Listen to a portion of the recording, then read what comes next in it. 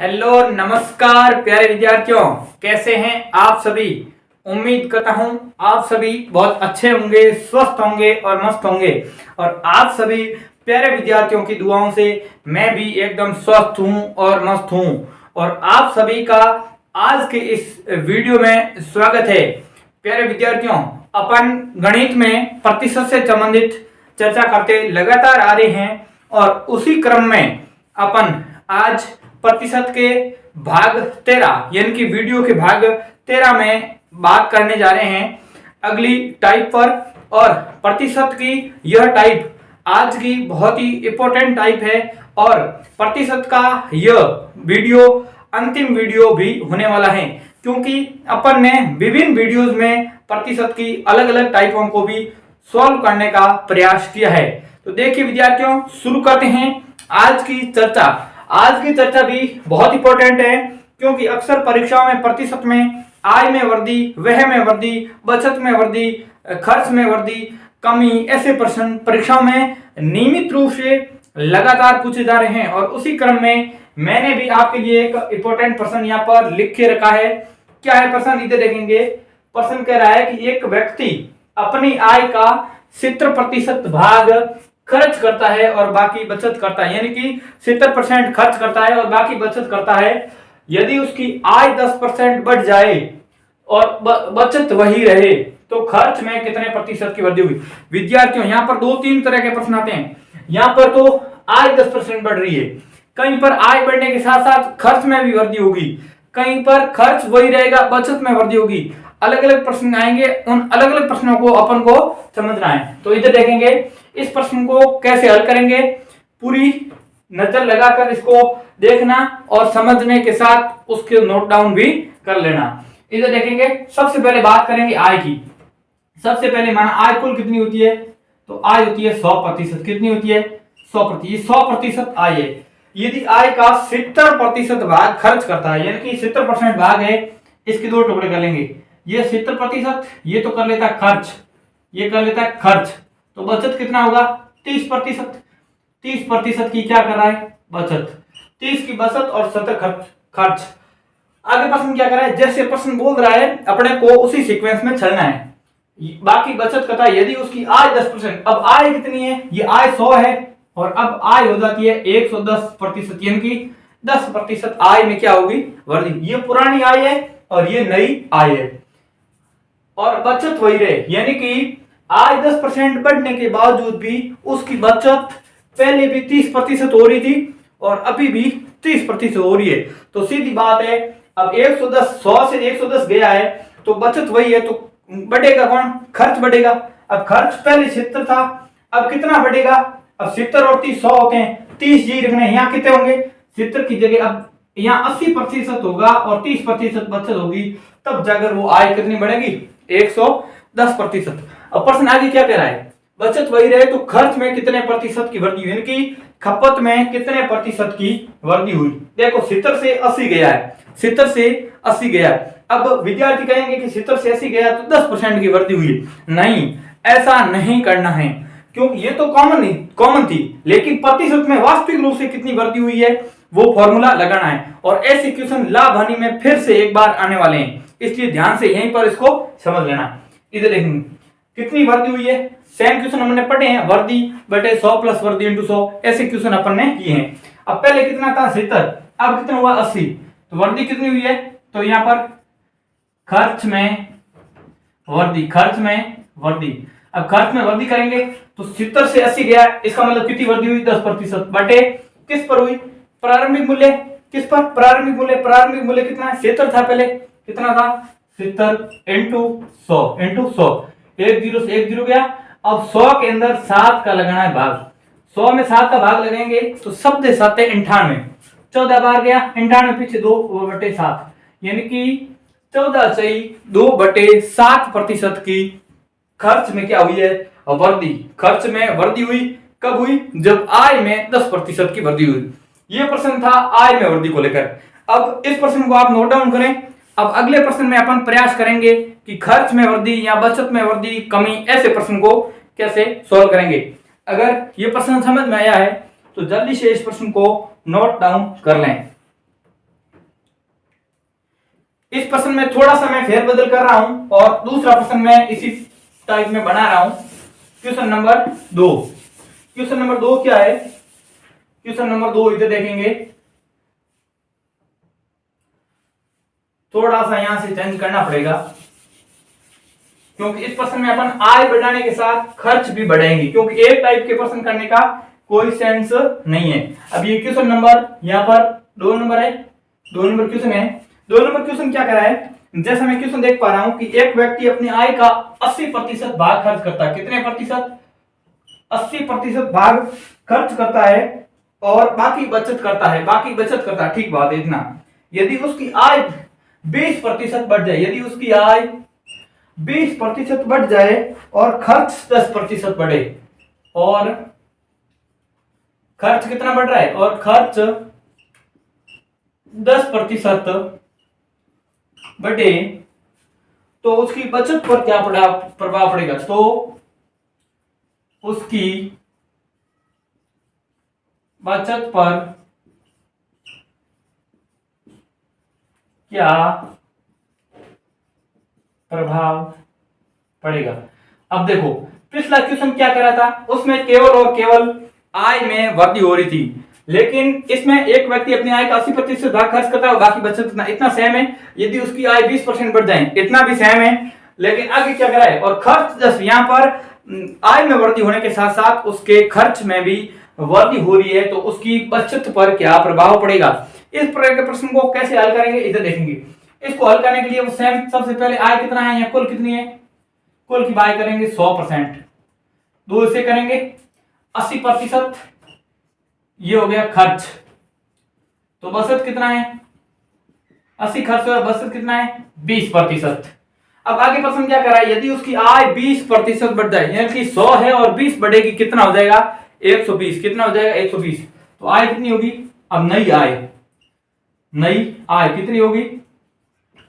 120%। क्यों 120? क्योंकि 20% की इसमें क्या होगी है? वृद्धि।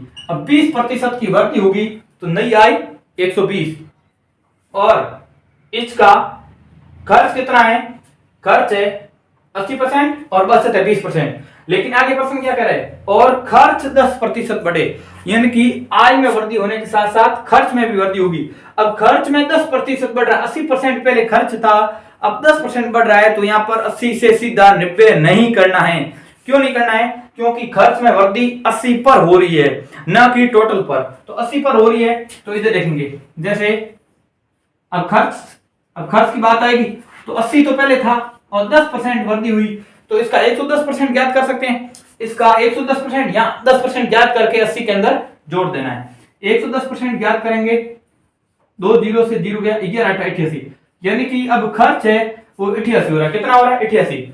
तो उसकी बचत पर क्या प्रभाव पड़ेगा?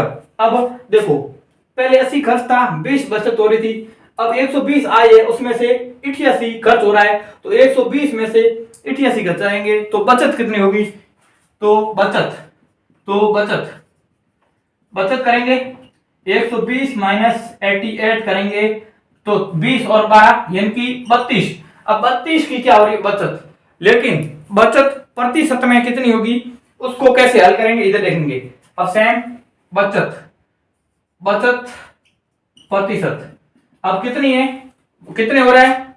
32। कितने हो रहा है? सॉरी 32 नहीं, यहां पर पहले हो रहा था 20, अब हो रहा है 32। 20 से अब कितना हो रहा है? 32। कितनी वृद्धि हुई?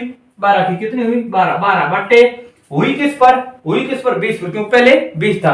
12 बटे 20 और इंटू 100, ये करेंगे। अब 20 के बाद 100 में गया 5 बार, अब 12 का 5 से गुणा करेंगे तो 60, यानी कि 60% की क्या होगी बचत पर? बचत में 60% की वृद्धि हो रही। सीधी बात है, 20 और यहाँ 12, ये 20 के 5 भाग करेंगे तो 4 कहते हैं, और 12 के 3 भाग 4 कहेंगे तो 12, 3 भाग, यानी कि 60%। 60% है वो बचत में वृद्धि हो रही है। उम्मीद करता हूं प्रश्न समझ में आया होगा, और समझ में आया है तो इस प्रश्न को अपनी नोटबुक में जल्दी से नोट डाउन करें। फिर चलते हैं एक अगले प्रश्न की ओर।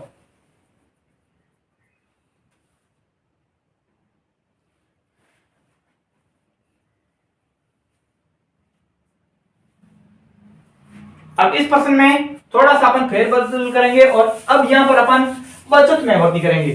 इतनी देर कर रहे थे खर्च में, अब करेंगे बचत में। किस में करेंगे? बचत में। क्वेश्चन नंबर 3, इस प्रश्न को लिख लिया है तो 3 नंबर प्रश्न लगाएं और तीसरा प्रश्न क्या है वो मैं आपके सामने प्रेजेंट कर रहा हूं और आप मेरे साथ साथ इस प्रश्न को लिखें। एक व्यक्ति अपनी आय का 30% बचत कर रहा है। क्वेश्चन नंबर 3 लिखें कि एक व्यक्ति अपनी आय का 30% बचत करता है। अपनी आय का 30% बचत करता है, 30% बचत करता है, शेष खर्च करता है। शेष को क्या 30% बचा लेता है और शेष है उसको खर्च कर देता है। शेष खर्च करता है। उसकी आय 10% बढ़ने पर, उसकी आय 10% बढ़ने पर, उसकी आय 10% बढ़ने पर वह अपनी बचत 30% बढ़ा देता है। बढ़ने पर वह अपनी बचत 30% बढ़ा देता है। तो खर्च पर क्या प्रभाव पड़ेगा? इतनी देर बचत पर पूछ रहा था, अब तो खर्च पर क्या प्रभाव पड़ेगा। अब प्रश्न पूछ रहा है कि खर्च पर क्या प्रभाव पड़ेगा। जल्दी से इस प्रश्न को नोट डाउन कर लें, तब तक मैं पानी पी लेता हूं।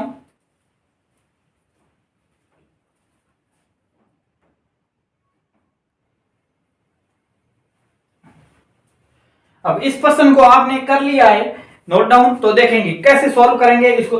इधर देखेंगे क्या कर रहा है। एक व्यक्ति अपनी आय का 30% बचत कर रहा है। माना आय कितनी है? माना कि आय है 100%। कितनी है? 100%। और उसमें से 30% बचत कर रहा है, तो खर्च कितना करेगा?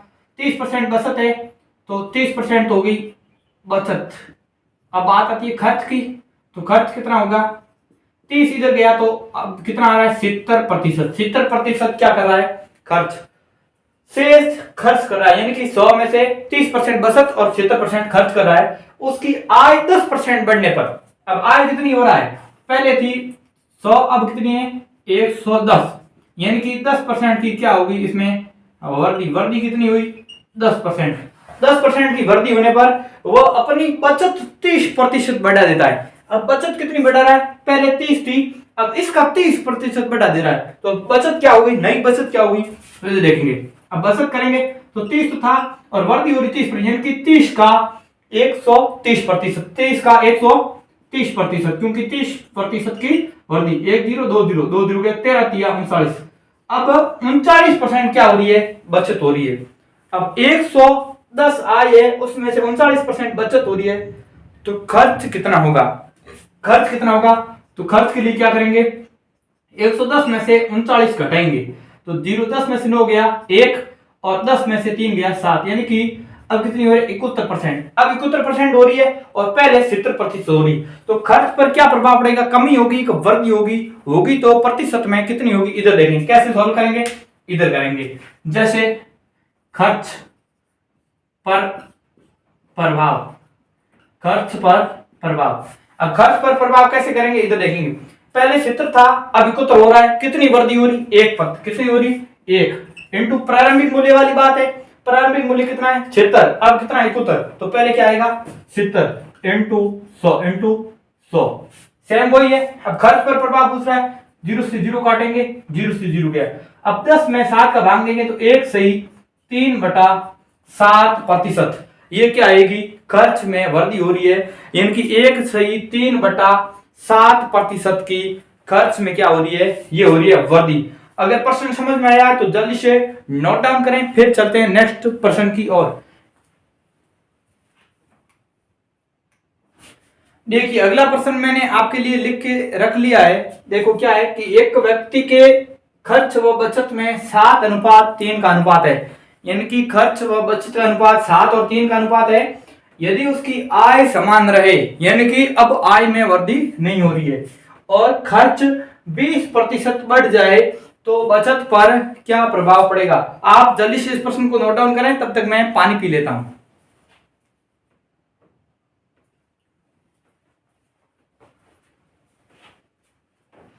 अब यह प्रश्न मैंने आपके लिए क्यों लिखा है, पहले वाले और इस प्रश्न में क्या अंतर है। एक अंतर तो यह है मेन कि इसमें आपको खर्च और बचत न देकर अनुपात दिया है, और दूसरा अंतर यह है कि इतने पहले अपन ने जो भी प्रश्न किए हैं उन सभी में अपन को वहां पर आय बढ़ रही थी, लेकिन इसमें आय बढ़ नहीं रही है, आय समान है। इसका एक कारण यह भी है। आप इसको पूरा नोट डाउन कर ले।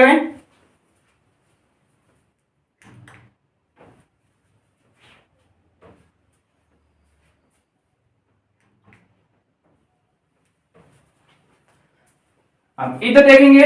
अब वैसे ये प्रश्न ज्यादा अनुपात वाले टॉपिक में अपन डिटेल से समझेंगे, क्योंकि वहां पर ऐसे बहुत सारे क्वेश्चन आएंगे, लेकिन इस टाइप का क्वेश्चन बन रहा है तो वो भी अपने को यहाँ पर करना बेहद जरूरी है। अब इधर देखेंगे, सबसे पहले बात तो कुल आय कितनी है, माना कि कुल होती है 100%, कुल कितना है 100% है। अब 7 और 3 का रेशियो दे रखा है, यानी कि 7 और 3 कुल कितने होगी 10, और यहाँ पर खर्च व बचत पहले आ रहा है, खर्च यानी कि 7 खर्च है और 3 बचत है। ये अनुपात में है, अनुपात का मतलब 7:30, मतलब इसको 70:30 भी अपन लिख सकते हैं। अगर यहाँ पर 10% माने तो 7:30 लिख सकते हैं। कैलकुलेशन में थोड़ी इजी होगी, इसके लिए अपन 100 में रेशियो करेंगे तो अपन इसको 70:30 भी करेंगे। अब 7 3 है तो 70 और 30 का रेशियो करेंगे तो खर्च क्या है, 70% खर्च है और 30% है वो आपकी बचत है। यदि उसकी आय समान रहे, अब आय में न वृद्धि हो रही है न कमी हो रही है, जो 100% है वो अब 100% ही है, ना उसमें कोई परिवर्तन नहीं हो रहा है, और खर्च में 20% वृद्धि हो रही है, बढ़ जाए तो बचत पर क्या प्रभाव पड़ेगा। अब खर्च कितना है 70% है और उसमें 20% की वृद्धि हो रही है, यानी कि 70 का 120% करेंगे, 0 से 0 2 0 गया, 12 7 12 6 72 12 7 84, यानी कि अब खर्च कितना हो रहा है 70 से बढ़ के 84 हो रहा है। और बचत पर क्या प्रभाव पड़ेगा, बचत पहले 100 में कितना था 30, अब 100 में से 84 जाएगा तो पीछे कितना बचेगा 16, कितना होगा 6। अब बचत कितना होगा 100 में से 84 कटाएंगे, पीछे रहेंगे 16, यानी कि पहले 30 था अब 16 आ रहा है। इसका मतलब बचत में वृद्धि हो रही है, कमी क्या हो रही है, कमी। अब क्या हो रही है, कमी। अब बचत पर हो रही है कमी। अब कितनी कमी हो रही है, 30 में से 16 जाएगा, यानी कि 30 में से 16 आ रहा है तो पीछे कितने कम हो रहा है, कितना हो रहा है 14 की कमी हो रही है, और वो किस पर रही है 30 पर, ना कि 16 पर, क्योंकि प्रारंभिक मूल्य यानी कि वो प्रारंभिक है वो कितना है 30, तो 30 और इंटू 100, इसको काटेंगे 0 से 0। अब ऊपर हो गया 140 और बटे में 3, 140 में तो 3 का भाग 4 बार गया 12, पीछे बचा 2 हो गया 20, 6 बार 18, पीछे 2 से 46 सही 2/3% की बचत में क्या हो रही है, कमी। ये बचत में वृद्धि नहीं है, बचत में क्या हो रही है, कमी। तो ये प्रश्न भी समझ में आया, तो इस प्रश्न को भी आप नोट डाउन जरूर कर लेना। तो विद्यार्थियों, अपन में खपत में कमी, वृद्धि, आय में वृद्धि, समान आय, इस तरह की टाइप आज के इस वीडियो में समझने का प्रयास किया है, और इसी के साथ अपना प्रतिशत का जो टॉपिक है वो 13 अलग अलग वीडियोस के माध्यम से आज अपन इस वीडियो के माध्यम से इस टॉपिक को यहीं पर समाप्त कर रहे हैं। अगर आपको और किसी टाइप के क्वेश्चन कहीं भी क्वेश्चन बुकलेट में, किसी भी गाइड में, किसी भी बुक में आप मिलाते हैं और आपको मिलती है तो आप जरूर कमेंट करें, या मुझे व्हाट्सएप पर मैसेज कर सकते हैं। व्हाट्सएप के नंबर इस वीडियो के डिस्क्रिप्शन बॉक्स में दिए गए हैं, ताकि मैं आपको उस टाइप के क्वेश्चन भी करा सकता हूं। हालांकि मैं उम्मीद कर रहा हूं कि लगभग जितनी भी टाइपें मैंने बन रही थी, परीक्षाओं में प्रश्न पूछे जाने की संभावना थी या पूछे गए हैं, उन सभी टाइपों को यहाँ पर सॉल्व करने का प्रयास किया है। तो विद्यार्थियों, वीडियो अच्छा लगा है तो प्लीज वीडियो को एक लाइक जरूर दे दें, और चैनल पर पहली बार विजिट कर रहे हैं तो चैनल को सब्सक्राइब करके बेल आइकन को ऑन कर लें, और इस वीडियो को अधिक से अधिक उन जरूरतमंद विद्यार्थियों तक जरूर पहुंचाएं जो गणित की कक्षाओं का निःशुल्क रूप से आनंद प्राप्त करना चाह रहे हैं, ताकि वे विद्यार्थी भी इन कक्षाओं के माध्यम से लाभान्वित हो सकें और आने वाली परीक्षाओं में अपना भाग्य आजमा सकें। इसी के साथ आप हमारे टेलीग्राम चैनल को ज्वाइन कर लीजिए, उसका लिंक इस वीडियो के डिस्क्रिप्शन में है और वहां पर भी मैं कक्षाओं से संबंधित जानकारी समय समय पर देता रहता हूं। इसी के साथ आज का वीडियो यहीं पर समाप्त करेंगे। अगले वीडियो में मिलेंगे किसी नए टॉपिक के साथ। तब तक के लिए जय हिंद, जय Bharat, bye bye, take care. पढ़ते रहिए, बढ़ते रहिए, पढ़ेगा हिंदुस्तान, बढ़ेगा हिंदुस्तान।